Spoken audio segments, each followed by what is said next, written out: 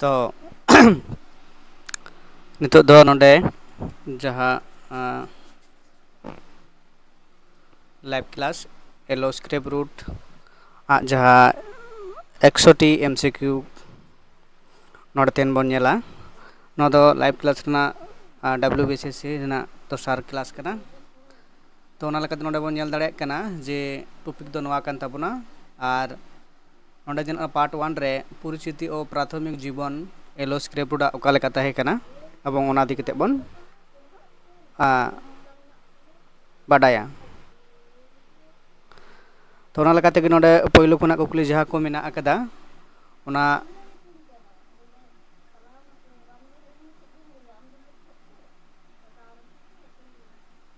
कुकली को बन नेला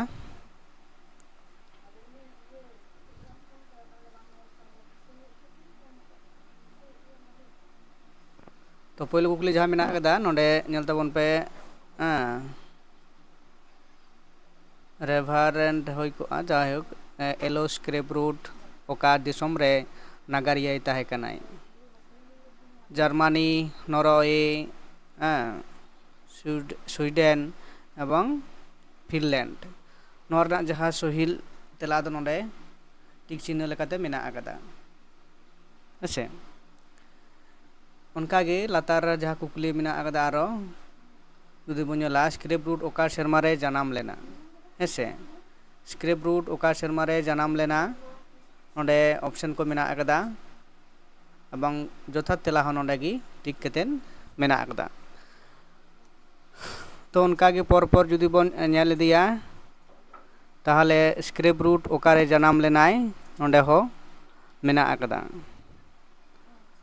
इना परे मेना आकदा स्क्रिप्ट रूट आजा जुआन ऑक्तो रे चेत एटकेटोड़े रे पड़ाव लेना हेसे ऑप्शन लड़ाई तारपरे मेना आकदा न्यू बुल मंद माताल बा कुमड़ू आर ऑरेंज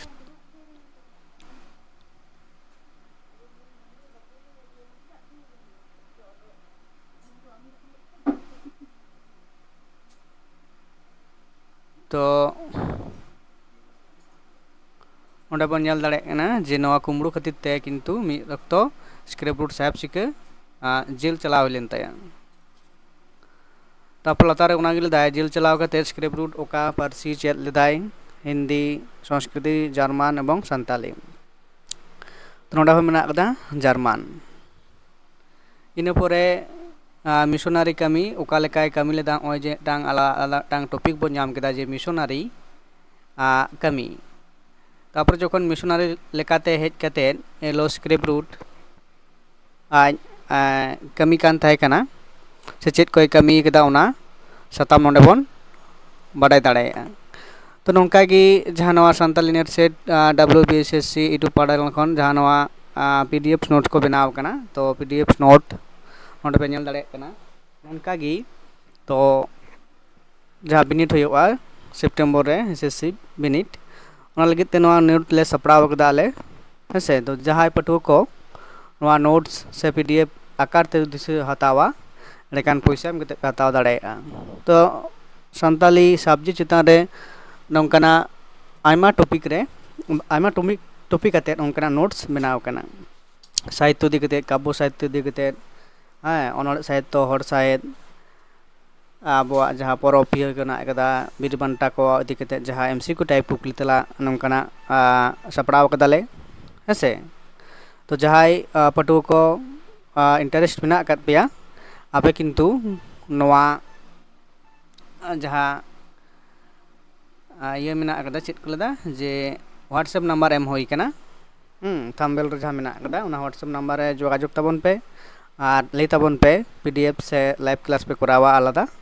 तो लाइव क्लास ना बैच हो किन्तु एतहब अकना तो जहां को लाइव क्लास रे पे जॉइनोआ व्हाट्सएप रे मैसेज कते लाइव क्लास एवं जहाँ शुद्ध खाली नोट्स पे हतावा उनको हो व्हाट्सएप रे मैसेज कते बड़ा हचन पे नोट्स पे हतावा से लाइव क्लास पे जॉइनोआ तो ओय जहाँ नोडे तो नोंकना नोट्स आले ले बनाव कदा उनका जुदी पे नेला आयमा मेना कदा पियो बोर्डिंग एलो स्क्रिप्ट रूट রেভারেন্ড জি ফিলিপস যতগুলো মিশনারি মেনাক কাত ko unko ᱤᱫᱤ ᱠᱟᱛᱮᱫ ᱡᱟᱦᱟᱸᱭ ᱢᱤᱥᱚᱱᱟরি ko ᱤᱫᱤ ᱠᱟᱛᱮᱫ ᱤᱢᱯᱚᱨᱴᱮন্ᱥ ᱢᱮᱱᱟᱜ ᱟᱠᱟᱫᱟ ᱩᱱᱠᱩ ᱠᱚᱣᱟᱜ ᱜᱮ ᱱᱳᱴᱥ ᱵᱮᱱᱟᱣ ᱢᱮᱱᱟᱜ ᱟᱠᱟᱫᱟ ᱛᱚ ᱢᱟ ᱮᱱᱠᱷᱟᱱ ᱡᱟᱦᱟᱸᱭ ᱯᱟᱹᱴᱷᱩᱣᱟᱹ ᱠᱚ ᱱᱚᱝᱠᱟᱱᱟᱜ ᱞᱟᱹᱠᱛᱤ ᱢᱮᱱᱟᱜ ᱟᱠᱟᱫ ᱛᱟᱯᱮᱭᱟ ᱟᱯᱮ ᱡᱳᱜᱟᱡᱳᱜᱽ ᱛᱟᱵᱚᱱ ᱯᱮ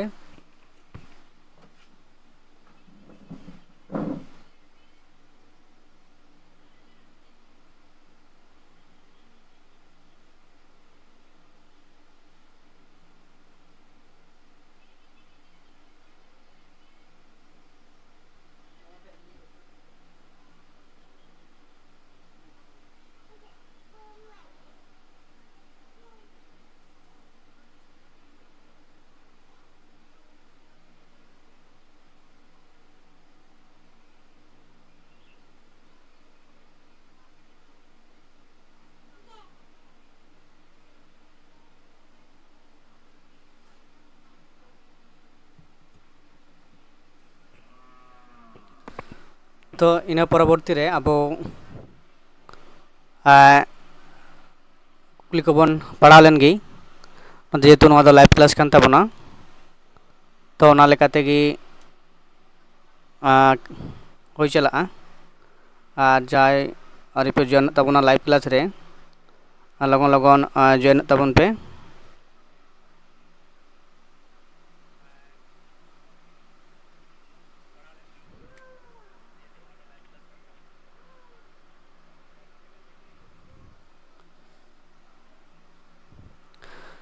तो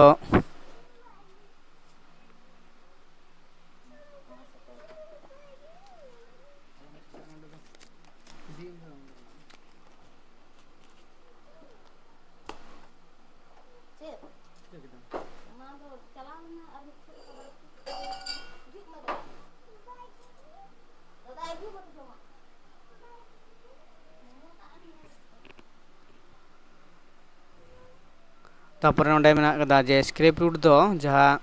कुकली नोंडे बन नेल दाड़े कना स्क्रिप्ट रूट दो सानताली पार्सी रिया ओका टोठा रे कमी लेदाय गामाम ऑल बाइबल तर्जुमा फोक सेरेन ऑल और नागाम ऑल जुदी नोंडे दो कटिज नोआ दो कुकली जहाँ टाक कना तो नोआ दो कटिज बितर को मुलुक कना जायहोक तो तार मध्य नोंडे बाइबल तर्जुमा प्रथम दो उनिया जहाँ कमी ताहे कना हेसे तापर दो किन्तु उनी जहाँ दो फोक सेरेन से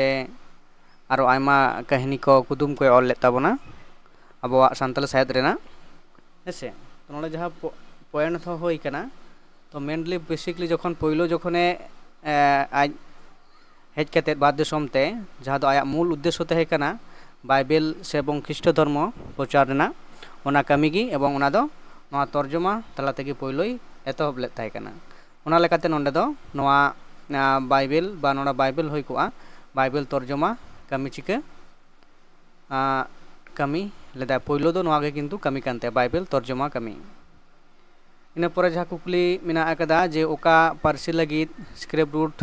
रनोड़े ऑल ले ताहे कना नोंडे पहिलो मेना अकदा हिंदी मुंडारी सावताली एवं पाली उन्दो किन्तु सानताली पार्सी लगी तेगी पहिलो रनोड़ पुथी दो ऑल ले ताहे कना आर रनोड़ पुथी दो चेट कना हैं उना हो बड़ाय खान कमेंट ताबन पे बंग परवर्ती क्षेत्र उना हो पर तबन बाडाया तो इन पर कुकली जहाँ उना दो हुयुग कना जे ए ग्रामर ऑफ द सान्ताल लैंग्वेज नोआ पुथी ओकय ऑल आकादा ओंडे जहाँ नोआ ग्रामर पुथी बन लैते ते कना जे पीओ बोर्डिंग स्क्रिप्ट रूट रघुनाथ मुर्मू और विलियम कैरी तो नोआ हो ओंडे बन नेल दाड़े कना जे ओना जहाँ ए ग्रामर ऑफ द सान्ताल लैंग्वेज नोआ रनोड़ पुथी ऑल ले ताहे कना तो इन पर मेना कदा सावता सुधर आर एनएम नोआ मिटांग पॉइंट कना जे एलो स्क्रिप्ट रूट सावता सुधर रे ओका लेका एनएम ए दोहो ले ताहे कना मेनदो सान्ताड़ कोआ जीवन रे से उनकुआ सावता रे ओका लेका आज एनेम मेना आकाद तया जहाँ लेकाते अबो नितो हो सानताली साहेब से सानताल जहाँ टोठारे उनी मिशनारी हेज कते मिशनारी कमी कोई कोराव ले तहे कना ओना नितो हो ओना करे उनी दो किन्तु गुण मानाव साराव लेकाते आर उनिया आदर्श आते एखोनो ओना मिशन करे कमी को चलाक कना हेसे तो नोडे ले दाय टोठा टाका कमाव धर्म प्रचार सेचेत पासनाव और राजनीति लड़ाई तो किन्तु टोठा प्रथमत जहाँ जुदी बन लैया जे धर्म प्रचार हो पहिलो तहे कान तया किन्तु जेहेतु सावतार एनेम किन्तु से नितो जहाँ लेकाते आबोआ साहित्य से समाज रे एनेम बन एमाय कना तो शिक्षा से मेन सेचेत पासनाव इदी कतेन हेसे नोआ हुयुग कना सही लेना से सही तेला लकाते कोरा हुई कना इना परे कुकुली मेना आकादा जे स्क्रिप्ट रूटा गावता रेया मिद तालमा ओकारे ताहे कना हेसे आया जहाँ संस्थान से जहाँ ये कमी कान थे कना उना ओकार थे कना जामशेदपुर मयूरभंज लालमाटिया एवं बेथेलहेम मेन दो आसाम एवं दुमका नोआ टोठारे किन्तु ताहे कान तया से मेना तया तो इन परे लाय स्क्रिप्ट रूट आज देन उतरी लेकाते ओकोय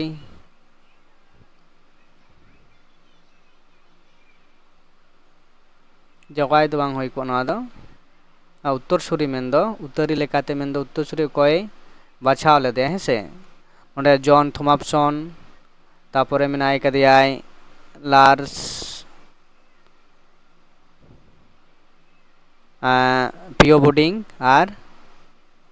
माइकल सोरेन तो नुकु मुद्रे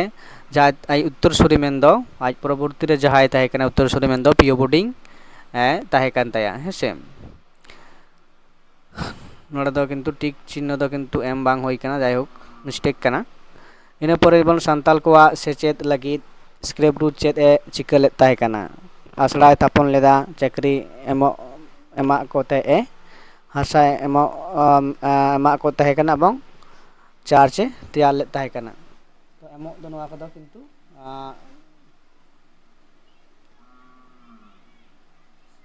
एमो दो बोलते बांग नोआ हो किन्तु बोल कना हासा एम नोआ दो बोलते नोंकना कमी दो किन्तु बाय कोराव कदा जे उन दो चेद लेदा जे आसड़ाय थापन ले ताहे कना सान्ताल पटुआ को से आदिवासी गाताक रेन पटुआ को ऑलोग पढ़ाव लागित ते हेसे इन परे बन नेला कुकुली जहाँ दो स्क्रिप्ट रूट ओका सेरमा रे गज लेनाय तो नोडे हो 1910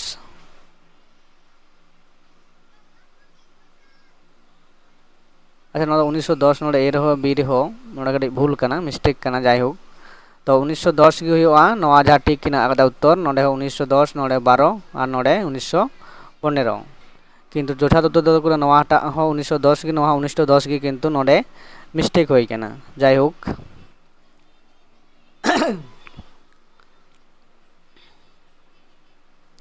इन पर जहाँ मेना कदा धर्म धर्म तर्जुमा और पारसी जा व्यवहार हाँ तो बन नेला ओकालेका स्क्रिप्ट रूट साहेब ओकालेका सान्ताली पारसी लगित से आया जहाँ ओका पारसी रेन गाखुड़िया से भाषाविद लेकाते आज उपरुमोग कना ओना लेकाते ओकालेकाय कमी लेद तहे कना ओना बन बाडाया इन बुरा निया टॉपिक रे दो हेसे नोआ जहाँ टॉपिक कना नोंका जतो टाटांग टॉपिक हटिंग कना और ओना लेकाते ओना रिलेटेड की कुकली को बनाव कना तो नोडे जब नेल दाड़े कना दोसार रे दो हुयुग कना जे स्क्रिप्ट रूट दो ओका धर्म साधारण सान्तालीते तर्जमा आकादाय गीता कुरान बाइबल तो नोडे ऑप्शन सी रेनाग गी और नोडे कना रामायण है रामायण होय को बा रामायण कदा को जायहोक तो हुयुग कना बाइबल इन परवर्ती कुकली मेना कदा बाइबल रेया ओका हटिंग स्क्रिप्ट रूट दो पोइलो सान्तालीते तर्जुमा लेदाय ᱥᱮᱨᱮᱧ ᱱᱟᱣᱟ ᱴᱮᱥᱴᱟᱢᱮᱱᱴ ᱢᱮᱱᱫᱚ ᱡᱟᱦᱟᱸ ᱫᱚ ᱡᱟᱦᱟᱸᱭᱟᱜ ᱱᱟᱣᱟ ᱡᱟᱦᱟᱸ ᱫᱚᱠᱚ ᱞᱟᱹᱭᱫᱟ ᱱᱟᱣᱟ ᱱᱤᱭᱚᱢ ᱟᱨ ᱢᱟᱨᱮ ᱱᱤᱭᱚᱢ ᱦᱮᱸ ᱱᱚᱣᱟ ᱫᱚ ᱵᱤ ᱨᱮᱫᱚ ᱱᱟᱣᱟ ᱱᱤᱭᱚᱢ ᱠᱟᱱᱟ ᱟᱨ ᱵᱤ ᱨᱮᱫᱚ ᱦᱩᱭᱩᱜ ᱠᱟᱱᱟ ᱢᱟᱨᱮ ᱱᱤᱭᱚᱢ ᱚᱠᱟᱴᱟᱜ ᱯᱳᱭᱞᱳᱭ ᱛᱚᱨᱡᱚᱢᱟ ᱞᱮᱫ ᱛᱟᱦᱮᱸ ᱠᱟᱱᱟ ᱱᱟᱣᱟ ᱱᱤᱭᱚᱢ ᱱᱚᱣᱟ ᱜᱮ ᱯᱳᱭᱞᱳᱭ ᱛᱚᱨᱡᱚᱢᱟ ᱞᱮᱫ ᱛᱟᱦᱮᱸ ᱠᱟᱱᱟ ᱥᱟᱱᱛᱟᱞᱤ ᱛᱮ ᱤᱱᱟᱹ ᱯᱚᱨᱚᱵᱚᱨᱛᱤ ᱨᱮ ᱠᱩᱠᱞᱤ ᱢᱮᱱᱟᱜ ᱟᱠᱟᱫᱟ ᱠᱩᱠᱞᱤ ᱫᱚ ᱱᱚᱝᱠᱟ ᱠᱟᱱᱟ ᱥᱠᱨᱤᱯᱴ ᱨᱩᱴ ᱥᱟᱱᱛᱟᱞ ᱠᱚ ᱥᱟᱶ ᱨᱚᱯᱚᱲ ᱞᱟᱹᱜᱤᱫ ᱯᱩᱭᱞᱩ ᱛᱮ ᱚᱠᱟ ᱯᱟᱹᱨᱥᱤ ᱥᱮᱪᱮᱫ ᱥᱮ ᱵᱟ ᱥᱮᱬᱟ ᱞᱮᱫᱟ ᱛᱚ ᱱᱚᱰᱮ ᱵᱚᱱ ᱧᱮᱞ ᱫᱟᱲᱮᱭᱟᱜ ᱠᱟᱱᱟ ᱥᱟᱱᱛᱟᱞᱤ ᱯᱟᱹᱨᱥᱤ ᱪᱟᱨᱪᱟᱣ ᱞᱟᱹᱜᱤᱫ ᱫᱚ ᱠᱤᱱᱛᱩ ᱥᱟᱱᱛᱟᱞᱤ ᱯᱟᱹᱨᱥᱤ ᱵᱟᱲᱟᱭ ᱮᱠᱟᱱ ᱡᱟᱹᱨᱩᱲ ᱛᱟᱦᱮᱸ ᱠᱟᱱᱟ ᱥᱮ ᱞᱟᱹᱠᱛᱤ ᱢᱚᱱ ᱞᱮᱫ ᱛᱟᱦᱮᱸ ᱠᱟᱱᱟ ᱥᱠᱨᱤᱯᱴ ᱨᱩᱴ ᱥᱟহেᱵᱽ ᱤᱱᱟᱹ ᱯᱚᱨᱮ ᱦᱚᱸ ᱱᱚᱰᱮ ᱵᱚᱱ ᱧᱮᱞ ᱫᱟᱲᱮᱭᱟᱜ ᱠᱟᱱᱟ ᱚᱠᱚᱭ ᱱᱚᱣᱟ ᱯᱚᱛᱚᱵ ᱢᱮᱱᱫᱚ ᱥᱟᱱᱛᱟᱞ ᱦᱩᱭ ᱠᱚᱜᱼᱟ ᱥᱟᱱᱛᱟᱞ ᱠᱟᱫᱟ ᱠᱚ ᱯᱷᱳᱠ ᱴᱮᱞᱥ ᱚᱞ ᱟᱠᱟᱫᱟ ᱚᱸᱰᱮ ᱞᱮᱠᱟᱛᱮ ᱚᱯᱥᱮᱱ ᱥᱠᱨᱤᱯᱴ ᱨᱩᱴ ᱯᱤᱭᱳ ᱵᱳᱰᱤᱝ ᱟᱨ ᱨᱟᱹᱜᱷᱩᱱᱟᱛᱷ ᱢᱩᱨᱢᱩ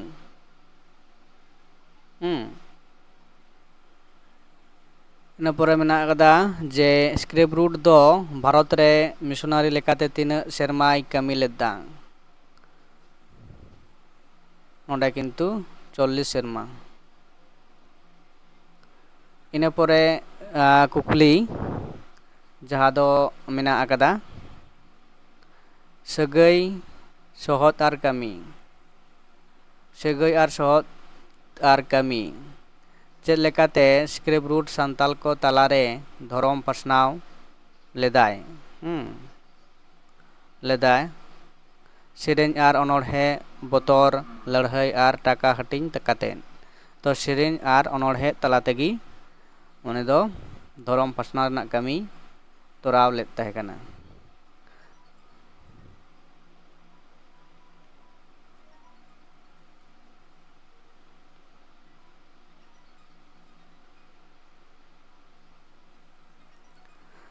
ᱤᱱᱟᱹ ᱯᱚᱨᱮ ᱡᱟᱦᱟᱸ ᱱᱚᱰᱮ ᱢᱮᱱᱟᱜ ᱟᱠᱟᱫᱟ ᱥᱠᱨᱤᱯᱴ ᱨᱩᱴ ᱟᱜ ᱠᱟᱹᱢᱤ ᱦᱚᱨᱟ ᱯᱟᱱᱛᱷᱟ ᱛᱟᱦᱮᱸ ᱠᱟᱱᱟ ᱩᱱᱤ ᱡᱟᱦᱟᱸ ᱚᱠᱟ ᱞᱮᱠᱟᱭ ᱠᱟᱹᱢᱤ ᱠᱟᱱ ᱛᱟᱦᱮᱸ ᱠᱟᱱᱟ ᱡᱮ ᱠᱮᱴᱮᱡ ᱟᱨ ᱫᱟᱲᱮ ᱥᱮᱞᱮᱫᱚᱜ ᱵᱮᱯᱟᱨᱤ ᱟᱨ ᱨᱟᱡᱽᱱᱤᱛᱤ ᱩᱱᱤᱭᱟᱜ ᱡᱟᱦᱟᱸ ᱠᱟᱹᱢᱤ ᱨᱮᱱᱟᱜ ᱯᱟᱱᱛᱷᱟ ᱫᱚ ᱛᱟᱦᱮᱸ ᱠᱟᱱᱟ ᱡᱮ ᱥᱮᱞᱮᱫᱚᱜ ᱵᱟ ᱚᱝশগ্রহণ ᱛᱟᱞᱟᱛᱮ ᱩᱱᱤᱭᱟᱜ ᱠᱟᱹᱢᱤ ᱨᱮᱱᱟᱜ ᱡᱟᱦᱟᱸ ᱢᱩᱞ ᱩᱫᱽᱫᱮᱥᱥᱚ ᱚᱱᱠᱟ ᱞᱮᱠᱟᱛᱮ ᱱᱚᱣᱟ ᱟᱡ ᱥᱮᱫ ᱦᱚᱲ ᱟᱹᱜᱩ ᱨᱮᱱᱟᱜ ᱠᱟᱹᱢᱤ ᱠᱚᱭ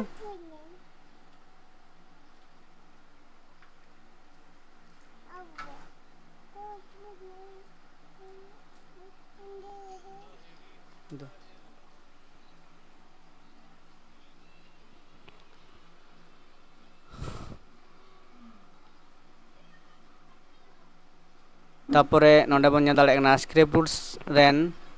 ᱥᱟᱶ ᱠᱟᱹᱢᱤᱭᱟᱹ ᱯᱤᱭᱳ ᱵᱳᱰᱤᱝ ᱚᱠᱟ ᱫᱤᱥᱚᱢ ᱨᱮᱱ ᱱᱟᱜᱟᱨᱤᱭᱟᱹᱭ ᱛᱟᱦᱮᱸ ᱠᱟᱱᱟ ᱦᱮᱸᱥᱮ ᱱᱚᱰᱮ ᱦᱚᱸ ᱧᱮᱞᱚᱜ ᱠᱟᱫᱟ ᱱᱚᱨᱳᱭᱮ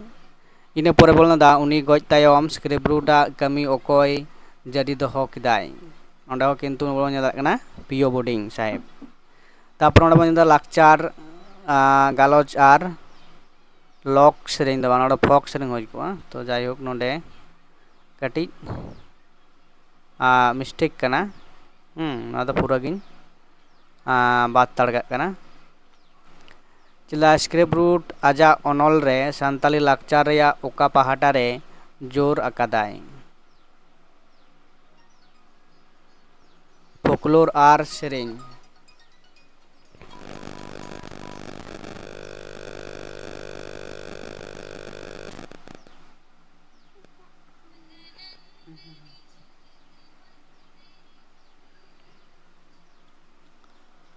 तो काउडी बिरदा राजनीति फोकलोर आर सेरें आर नहा सेचेद तो उन ऑक्टो रे जहाँ लगती मन लेते हैं स्क्रिप्ट रूट साहेब उन ऑक्टो लेकाते तो नवा देते हैं फोकलोर आर सेरें पोइलो ऐसे अवंग तापरे उन लेकाते सेचेद ना डार होय पांताले डार हय पांजा आकादा से पांते कदाय अब बन नेल कदा जे से भारत पर तबन बडाय दाड़े जुदियो जहाँ दो उना पुथि पता में ऑल कना आर संताल पटो को पढ़ा को लगित ते असड़ा हय थापन ले ताहे कना तो इन पर बन नेल दाड़े कना संताली सेरेñ राखा दोहो लगित स्क्रिप्ट रूट अकय गड़ोय एमा देया नोंडा किन्तु पीओ बोर्डिंग साहेबा नितुम गी बडाय नामोग कना इन परेल दाबन जे स्क्रिप्ट रूटा मेन लेकाते संताली पारसी दो ओका लेकान पारसी कना नोंडे उनी मेन दाय ऑस्ट्रो एशियाटिक पारसी हेसे इन पर कुकुली मेना अकदा लाकचार बुझाव लगित स्क्रिप्ट रूट ओका संताली पतब दो लक्तियाने मने किदाय परब परब हाँ नोंडे दो सारहुल किन्तु उना टोठा जहाँ को मता सारहुल किन्तु आबो जुदी सान्ताड़ बन लैया नोआ दो किन्तु चेद हुयुग कना बाहा परब बन लेदा सान्ताड़ दो किन्तु एटा आदिवासी गाताक रेन जहाँ मेना कात कोआ मुंडा बीर हड़ कड़िया हो नुकु दो किन्तु ओना सारहुल बाहा परब के किन्तु सारहुल को मेता कना ओना लेकाते सारहुल कथा नोंडे स्टिक होय कना नोआ दो किन्तु बाहा परब आबो जुदी सान्ताड़ बन मेना नोआ हुयुगा हेसे इन परवर्ती रे मेना आकात ताबोना कुकली ओना दो जे लदा स्क्रिप्ट रूटा फॉकटेल्स पुथी रेया जोश ताहे कना रस्का लगित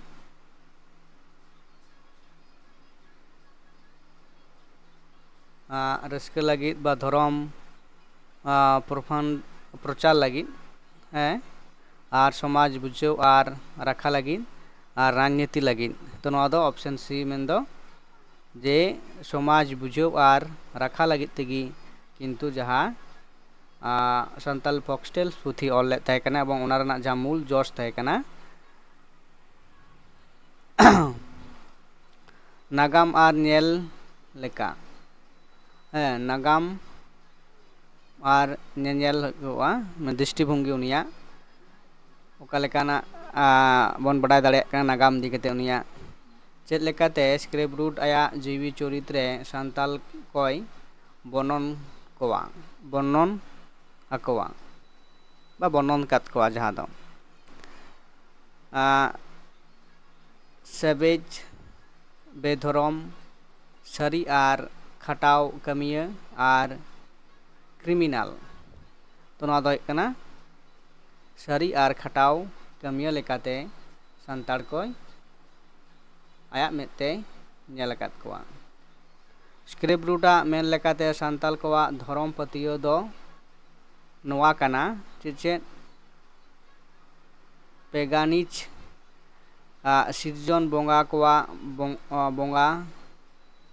बोंगा बुरु चितान पतियो सिरे एना मनो धरम आर बुद्धो धरम नोडे जहाँ स्क्रिप्ट रूट रे लेत कना सिरजन बोंगा कोवा बोंगा बुरु चितान रे से प्राकृतिक बोंगा बुरु चितान रे जहाँ पतियो ताहे कान ताकोवा ओना कथा गी नोडे लेत कना इन लेकाते तारपर जुदी बन नेला जे स्क्रिप्ट रूट दो आदिवासी हड़ को ओका दिशा खन नेल कोवाय ओका दृष्टि खन मेन दो होय कोआ तो दिशा खन ओनागी मित लोलियानी राजा लेका मित मानवा वैज्ञानिक लेका मित दाड़ियान व्यापारिया लेका आर मित सिपाही लेका तो नोआ रना जहाँ माने को बन माने को कना ओना दो हुयुग कना मित लोलियानी लेका राज लेका लोलोनियल मित मानवा विज्ञानिक लेका मेनदो नितत्व विज्ञानिक लेका मेनदो मानव विज्ञान लेकाते से नितत्व विज्ञान जहाँ दो एथनोलॉजी रे बन बाडाय दाड़ेया तो नोंकना कथा कना नोआ दो मित दाड़ियान व्यापारी लेकाते मेनदो जहाँ दो व्यवसा वाणिज्य व्यवसायी लेकाते आर मित सिपाही लेकाते मेनदो सिपाही से सैन्य से जहाँ बन मेता को कना उनका लेकाते निदो नेल कोआ इन परे कुकली जहाना दा स्क्रिप्ट रूटा मेन लेकाते सान्ताली सावता रेया मुड़ुद थापन चेद ताहे कना घारन सागै हिना परे ओका एकेडमिक डिसिप्लिन एकेडमिक डिसिप्लिन रे scrape root NM लेदाय cowardly Birda राजनीति पारसी बिरदा आर फिजिक्स तो नवा दो हुयुग कना पारसी बिद्दा चेतान रेगी उनिया एनएम ऐसे गुरुत्व एमा ताहे कना इन परवर्ती कुकली जहाँ मेना अकदा जे नोडे टॉपिक इन अकदा स्क्रेप रूट आर भारत सावता नवा मिदटांग टॉपिक कना जे स्क्रेप रूट आर भारत ना जहाँ सावता समाज व्यवस्था ओना लेकाते उनिया से ओना इदी कते ओका लेकाना कुकली नोडे मेना अकदा नवा बोन नेला नवा दो किन्तु साब टॉपिक को नवा को कना एबं नवा टॉपिक को खन गे उनिया ओका लेकाना ओनारे एनएम्स मेना अकदा ओना को मुद्रे कुकली को बनाव कना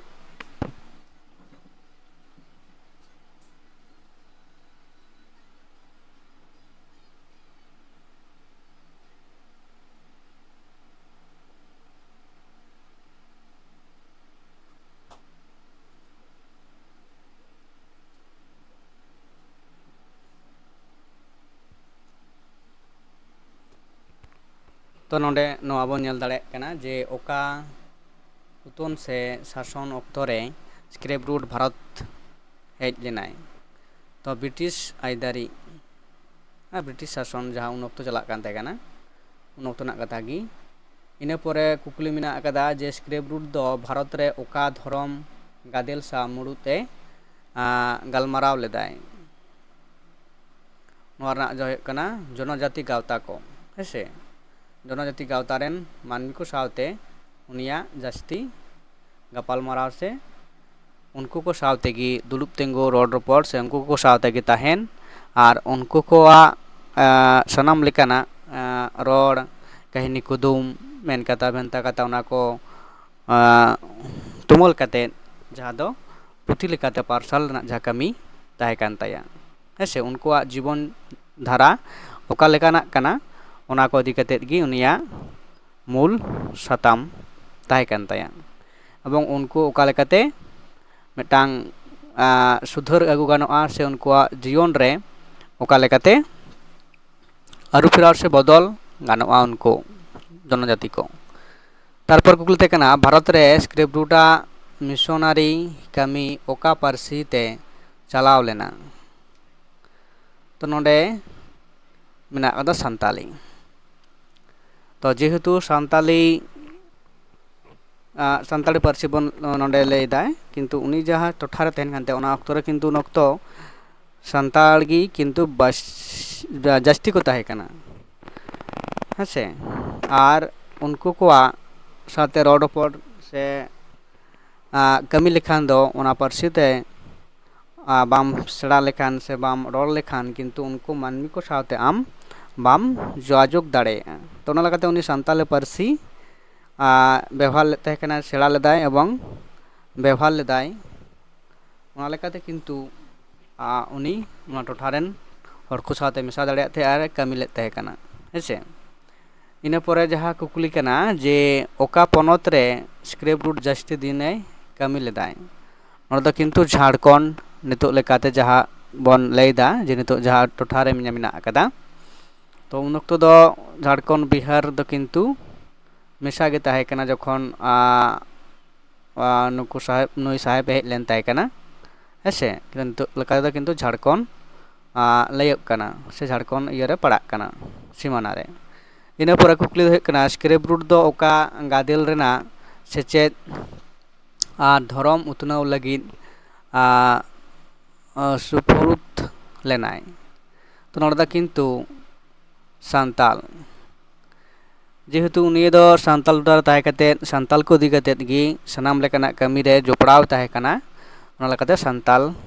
गे हुयुग कना जथात तेला से सही लेनाय लेकाते नोडे मेना आकदा इना परे जहाँ प्रश्न दो बांग टॉपिक कान ताबोना इना परे टॉपिक दो हेज कना उनिया कमी रेना नागामिया मानत उनी oka lekai kami leda nito do abo nagam lekate padaw huyuk kan tabona unia sanam lekana unia sahet charcha bon lei se unia jaha puti patham ko bon padhak kan taya nito ona kintu nagamiya lekate uni ukal tina bon manawe kana se unia kami rena tina enem mena jaha do kami hito kata santali sahet lagit huyo se santali sawta lagit huyo se santar manmi ko lagit huyo ona tothare jaha oktore mission tahe kan te thapon le tahe kanai hese ona ko bui nonde bon badaya bong ona lekana kukli kogi nonde benaw kana hese to poilor kukli che na kada script ruda kami do oka lekan dhorom kami ko meta dhorom hepraw missionary ladhai military प्रखंडा मेंदो प्रचार और पनत धरम policy तो नोडे कुकली हो कटी आलादा ᱧᱚᱜ गया तो नोडे बुझो हो तबना जखन किंतु एलोस्केर फ्रूट साहेब जखन हेज लेना प्रथम दो किंतु उनी मिशनारी कनाय एवं मिशनारी स्थापन लगिते जहा को कमी से लड़ाई नोडे जो नोडा तेला सही कना मेनते बाछा हुई कना तो नोडे कारण दो नोआ कना जे मिशनारी हेज तायम तो उना टोठारेन सांताड़ को तो मित कथा ते उनिया कथा लेकाते से उनिया मेन लेकाते तो आर बांको मना बताव ले ताहे कना पहलो दो ताले उना लेकाते नोडे ले दाय मिशनारी लड़ाई उनी हेज परे जे उना टोठारेन सांताड़ को साथे नोआ मिशनारी स्थापन लगिते जहा लड़ाई होई लेन ताहे कना उना लेकाते नोआ तेला दो लयक कना जे मिशनारी लड़ाई हेसे स्क्रिप्ट कमी को ओका लेकान धरम कमी को मेता कना एंदो टांग जहाँ आई उन अक्तरे जायगा से स्थापन स्थापन लगे अड़ी लेकाना एटकेटोड़े हेज कादिया सियाजारी हेज कादिया ओना को टेका दाराम कते उनी किंतु नोंकाना कमी कोई कोराव लेदा हेसे तो ना लगाते नोआ तेला से नोआटा ऑप्शन सही ऑप्शन मनते बचाक कना हेसे तो इन पूरा स्क्रिप्ट जीवन कहानी चेद रे सदर मेना आकदा तो आया जहाँ जीवन कहानी चेला पर्सनल बदल और आजते सुधर ओना टांग आया पुथी लेकाते मेना आकदा बंग उनारे आज अंकना उनिया जीवन कहानी बन पढ़ाव दाड़ेया इन पोरे जहाँ कुकली मेना आकदा स्क्रिप्ट मिशन दो ओका धर्म रेना ताहे कना प्रोटेस्टेंट ख्रिस्टान धर्म हेसे ख्रिस्टान को मुद्रा हो किंतु जहाँ नोडे बन नेल दाड़ेया कना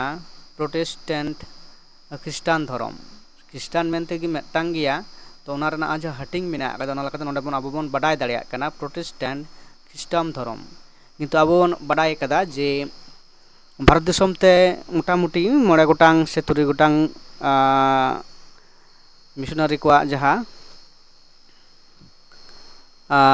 संस्थान हेज लेन ताहे कना अमेरिका बैप्टिस्ट मिशन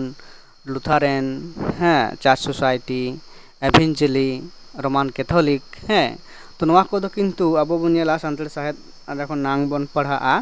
उन अक्तो बन नेल दाड़ेया जे तीन ओका लेकान मिशन एवं ओका मिशन खन अकय मिशनारी को हेज लेन ताहे कना नोआ को किंतु तायम दाराम रे आबो बन बाडाय या हेसे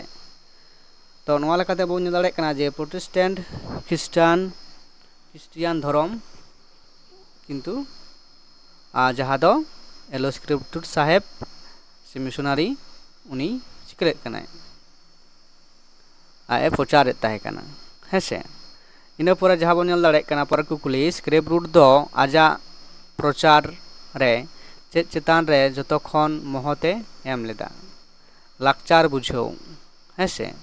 ऑप्शन बी रेना सहिलनाई ऑप्शन को मुद्रा बतर भराव लाकचार बुझाव शिल्प एमो और जबरन बदल तो ओना लेकाते नोआ जहाँ सहिलनाई से सहितला दो हुयुग कान ताया लाकचार बुझाव एवं लाकचार तला तेगी किंतु मिदटांग जाति रेना जहाँ परिवर्तन से आरुफेरा आमेम कराव दाड़ेया ओना लेका तेगे किंतु एलोस्क्रिप्ट साहेब दो नोआटा प्रांथागी हामेट ले ताहे कना ओना लेका तेगी आया जहाँ प्रचार से प्रसार कमी को दो चलाव लेत ताहे कना हेसे ᱤᱱᱟᱹ ᱯᱚᱨᱮ ᱡᱟᱦᱟᱸ ᱠᱩᱠᱞᱤ ᱢᱮᱱᱟᱜ ᱟᱠᱟᱫᱟ ᱥᱠᱨᱮᱯ ᱨᱩᱴ ᱦᱚᱛᱮᱛᱮ ᱛᱷᱟᱯᱚᱱ ᱟᱠᱟᱱ ᱢᱤᱥᱚᱱ ᱠᱚ ᱱᱤᱛᱚᱜ ᱪᱮᱫ ᱞᱮᱠᱟ ᱵᱟᱰᱟᱭᱚᱜ ᱠᱟᱱᱟ ᱞᱩথাᱨᱟᱱ ᱮᱵᱷᱮᱱᱡᱮᱞᱤᱠᱮᱞ ᱞᱩথাᱨᱟᱱ ᱪᱟর্চ ᱡᱟᱦᱟᱸ ᱫᱚ নর্দার্ন এভেঞ্জেলিক্যাল লুথারান চার্চ তো ᱱᱚᱣᱟ ᱧᱩᱛᱩᱢ ᱛᱮᱜᱮ ᱥᱮ ᱱᱚᱣᱟ ᱢᱤᱥᱚᱱ ᱡᱟᱦᱟᱸ ᱠᱟᱱᱟ ᱟᱠᱚᱣᱟᱜ ᱫᱤᱥᱚᱢ ᱨᱮᱱᱟᱜ ᱚᱱᱟ ᱫᱤᱥᱚᱢ ᱠᱷᱚᱱᱟᱜ ᱪᱟᱸᱜᱟ ᱜᱮ ᱠᱤᱱᱛᱩ ᱟᱵᱚ ᱱᱚᱣᱟ ᱵᱷᱟᱨᱚᱛ ᱫᱤᱥᱚᱢ ᱛᱮᱭ ᱟᱹᱜᱩᱞᱮᱫ ᱛᱟᱦᱮᱸ ᱠᱟᱱᱟ ᱦᱮᱸᱥᱮ ᱟᱨ ᱚᱱᱟ ᱞᱮᱠᱟ ᱛᱮᱜᱮ ᱥᱮ ᱚᱱᱟ ᱢᱤᱥᱚᱱᱟᱜ ᱜᱚᱲᱚ ᱥᱚᱯᱚᱦᱚᱫ ᱛᱮᱜᱮ ᱟᱵᱚ ᱵᱷᱟᱨᱚᱛ ᱫᱤᱥᱚᱢ ᱨᱮᱦᱚᱸ ᱠᱟᱹᱢᱤ ᱛᱚᱨᱟᱣ ᱞᱮᱫ ᱛᱟᱦᱮᱸ ᱠᱟᱱᱟ ᱟᱨ ᱠᱟᱹᱢᱤᱭᱮᱫ ᱛᱟᱦᱮᱸ ᱠᱟᱱᱟ ᱦᱮᱸᱥᱮ ᱤᱱᱟᱹ ᱯᱚᱨᱮ ᱯᱚᱨᱮᱨ ᱴᱚᱯᱤᱠ ᱡᱟᱦᱟᱸ ᱢᱮᱱᱟᱜ ᱟᱠᱟᱫ ᱛᱟᱵᱚᱱᱟ ᱡᱮ ᱥᱚᱝᱥᱛᱷᱟᱱ ᱠᱚ ᱟᱨ ᱥᱮᱪᱮᱫ ᱦᱚᱨᱟ ᱦᱮᱸᱥᱮ ᱱᱚᱣᱟ ᱢᱤᱫᱴᱟᱝ ᱴᱚᱯᱤᱠ ᱠᱟᱱᱟ ᱥᱟᱵ ᱴᱚᱯᱤᱠ ᱮᱵᱚᱝ ᱚᱱᱟ ᱠᱚ ᱢᱩᱫᱽᱨᱮ ᱚᱠᱟ ᱞᱮᱠᱟᱱᱟᱜ ᱠᱩᱠᱞᱤ ᱥᱠᱨᱮᱯ ᱨᱩᱴ ᱤᱫᱤ ᱠᱟᱛᱮᱫ ᱱᱚᱰᱮ ᱵᱮᱱᱟᱣ ᱟᱠᱟᱱᱟ ᱚᱱᱟ ᱠᱚᱵᱚᱱ ᱧᱮᱞᱟ ᱛᱚ ᱱᱚᱰᱮ ᱡᱩᱫᱤ ᱡᱟᱦᱟᱸ ᱵᱚᱱ ᱧᱮᱞ ᱮᱫᱟ ᱚᱱᱟ ᱞᱮᱠᱟᱛᱮ ᱡᱩᱫᱤ ᱵᱚᱱ ᱧᱮᱞᱟ ᱯᱳᱭᱞᱳ ᱠᱩᱠᱞᱤ ᱫᱚ ᱢᱮᱱᱟᱜ ᱟᱠᱟᱫᱟ ᱡᱮ ᱪᱮᱫ ᱞᱮᱫᱟᱭ ᱥᱠᱨᱮᱯ ᱨᱩᱴ ᱥᱟᱱᱛᱟᱞ ᱠᱚ ᱞᱟᱹᱜᱤᱫ ᱪᱮᱫ ᱞᱮᱠᱟᱱ ᱥᱚᱝᱥᱛᱷᱟᱱ ᱠᱚᱭ ᱛᱷᱟᱯᱚᱱ ᱞᱮᱫᱟ ᱚᱱᱟ হাসপাতাল আশড়া কোর্ট এবং উদ্যোগ তালমা তো পয়লো যাহা সংস্থানে স্থাপন লেদ তাহে কানা আছড়া মেনদো স্কুল হেসে যাহা দো পাঠুয়া को पढ़ाव से सेचेद एमोग रेना जहाँ प्रांथा ओनागी पयलोई से संस्थाने कराव लेद ताहे काना तो इन पर दोसार कुकली बन नेला जे चलेदा जे स्क्रेप रूट दो ओका सेचेद रे जतो खन बाड़ती महते एम आकादा साड़ेस धर्म और नैतिक सेचेद टेक्नोलॉजी और व्यापार सेचेद तो उन अक्तो रना जहाँ उयहर भावना आतेन स्क्रेप रूट साहेब आज सेचेद एतहब लेद ताहे काना ओना दो हुयुग काना धर्म और नैतिक सेचेद ओनागी उन अक्तो किन्तु आया मनेरे से आया मुड़ुद जस से उद्देश्य ताहे कान ताया हेसे धर्म और नैतिक सेचेद इन पर जुदी नेला पर कुकरी चेद मेना आकादा इन पर कुकली मेना आकादा स्क्रेप रूटा मिशन रे सेचेद होतेते अकय को बाड़ती एनएम एमा को ताहेन आया जहाँ सेचेद आखड़ा ताहे कान ताया ओना ओला चेतान जात मेनदो हिंदू को शहर मुसले को से आदिवासी गिद्रे को एवं से दोसार डी रे मेना आकादा जे विदेशी जातियारी को तो नोड़े लेकाते ऑप्शन मेना आकादा आदिवासी गिद्रे को जस्ती किन्तु एनएम से गुरुत्व एमाको ताहे जेहेतु आदिवासी गाताक रेन मानमी को लगी से उनको भलाई लगी ते उनिया जहाँ मुड़ुद कमी रेना उद्देश्य से जस कान ताया ओना लेकाते आया इतुन असला रहो से स्कूल रहो उनको गिद्रा को किन्तु बाड़ती गड़ो से सहयोगिता एमा को ताहे काना इन परे कुकली मेना आकादा स्क्रेप रूट सान्तालीते चेद ए ऑल आकादा आर सेचेद रे चेद एनएम मेना आकादा अनोढ़े पाठ पुथी नोबेल अनल किन्तु से स्क्रेप रूट जहाँ पुथी को पयलो ऑल लेद ताहे काना से एतहब धारा रे जहाँ को छापा सदर लेद ताहे कानाय ओना दो पाठ्य पुस्तक लेका तेगी ओना दो चिकाग काना सदर लेद ताहे कानाय जहाँ तो जेहेतु पाठुआ को लगी से पाठुआ गिद्रे को लगी हुडिंग हुडिंग गिद्रे को लगी तेगी दो आसड़ा बनाव लेद ताहे काना ओना आसड़ा रे पढ़ाव को लगी पढ़ाव को तेते एवं ओना पढ़ाव समय लेका ओका लेकान पुथी को ओका लेकानाग पुथी को लगती कान ताहे काना ओनागी पाठ्य पुस्तक से पाठ्य पुथी बन मेताग कान ताहे काना तो इन पर जहाँ कुकली मेना आकादा जे स्क्रेप रूटा मेन लेकाते सेचेद एम चेद लगित गड़ोय एमा कोवा नोडे जहाँ सही लनाय से सही तला हेना आकादा जे व्यापार लाहा इदी लगित मिद चाकरी नाम लगित अपनार सप्रोत हामेट लगित आत्ममर्यादा ᱟᱨ ᱨᱟᱡᱽᱱᱤᱛᱤ ᱫᱟᱲᱮ ᱦᱟᱢᱮᱴ ᱞᱟᱹᱜᱤᱫ। ᱛᱚ ᱱᱚᱣᱟ ᱨᱮᱱᱟᱜ ᱡᱩᱫᱤ ᱱᱤᱛᱚᱜ ᱵᱚᱱ ᱧᱮᱞᱟ ᱡᱮ ᱱᱚᱣᱟ ᱥᱮᱪᱮᱫ ᱨᱮᱱᱟᱜ ᱡᱟᱦᱟᱸ ᱱᱤᱛᱚᱜ ᱡᱩᱫᱤ ᱞᱟᱹᱠᱛᱤ ᱵᱚᱱ ᱧᱮᱞᱟ ᱠᱤᱱᱛᱩ ᱱᱚᱣᱟ ᱠᱚ ᱥᱟᱱᱟᱢᱟᱜ ᱚᱯᱥᱮᱱ ᱜᱮ ᱠᱤᱱᱛᱩ ᱡᱚᱛᱷᱟᱛ ᱢᱮᱱᱛᱮ ᱞᱟᱹᱭ ᱜᱟᱱᱚᱜᱼᱟ। ᱠᱤᱱᱛᱩ ᱱᱚᱰᱮ ᱡᱟᱦᱟᱸ ᱥᱚᱦᱤ ᱞᱟᱹᱱᱟᱹᱭ ᱢᱮᱱᱛᱮ ᱵᱟᱪᱷᱟᱣ ᱟᱠᱟᱱᱟ ᱱᱚᱣᱟ ᱫᱚ ᱦᱩᱭᱩᱜ ᱠᱟᱱᱟ ᱩᱱ ᱚᱠᱛᱚ ᱨᱮ ᱥᱠᱨᱤᱯᱴ ᱥᱟᱦᱮᱵ ᱚᱠᱟ ᱞᱮᱠᱟᱭ ᱢᱚᱱᱮ ᱞᱮᱫ ᱛᱟᱦᱮᱸ ᱠᱟᱱᱟ